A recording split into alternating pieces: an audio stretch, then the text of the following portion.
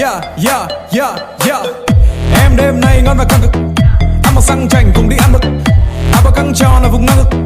Lắm anh thấy mẹ phải uống nước tăng lực. Giờ biết làm gì hay cũng nóng rồi. Rượu cũng đã uống cũng đã nhắm môi. Ký túc xá quên cũng đóng rồi. Anh tự nhiên là đau bụng lắm rồi. Anh có nhà nghỉ để ta vào. Mấy phút em biết sao nào. Đi vệ sinh thôi sẽ không kỳ đâu. Anh thề anh không làm gì đâu. Anh có gì anh chỉ ôm thôi. Hay là cùng lắm ta dừng ở hôn môi. Anh ở 10 phút là ta nhanh về. Anh không làm gì đâu anh thề. Anh không làm gì đâu anh thề. Anh không làm gì đâu anh thề. Anh không làm gì đâu anh thề. Anh không làm gì đâu anh thề.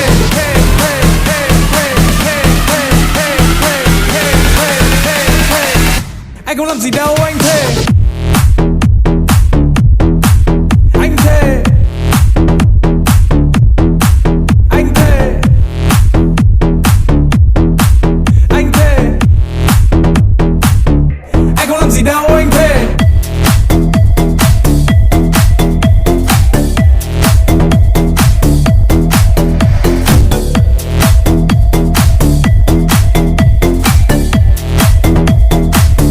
Anh không làm gì đâu anh thề.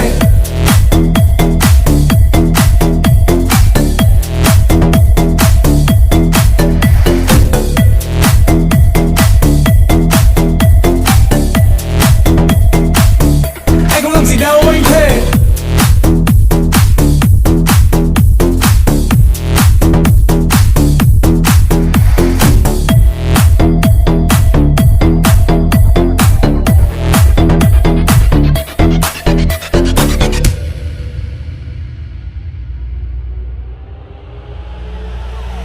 Alo, này em này.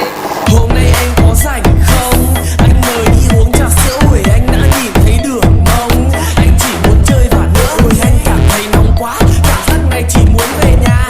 Em ơi đi về nhà. Anh không nhà, anh vẫn còn đang bật điều hòa.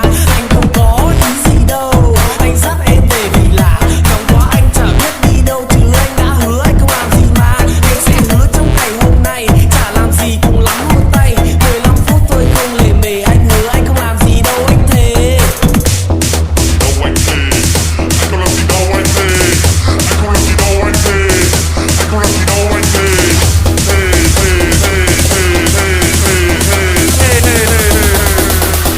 Anh không làm gì đâu anh thề. Anh thề. Anh không làm gì đâu anh thề.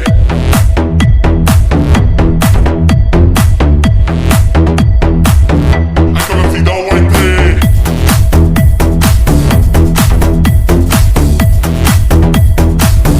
Anh không làm gì đâu anh thề.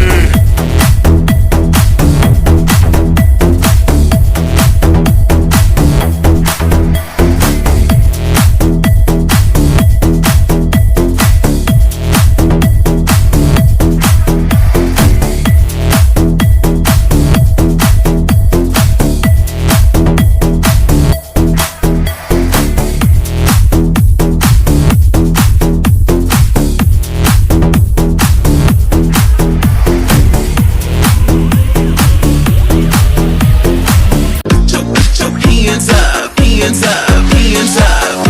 Em đêm nay ngon và căng cực. Ăn mặc sang chảnh cùng đi ăn mực. Áo bao căng tròn là vùng năng lực. Lắm anh thấy mẹ phải uống nước tăng lực. Giờ biết làm gì hay cũng nóng rồi. Rượu cũng đã uống cũng đã nhắm môi. Ký túc xá quên cũng đóng rồi. Anh tự nhiên là đau bụng lắm rồi.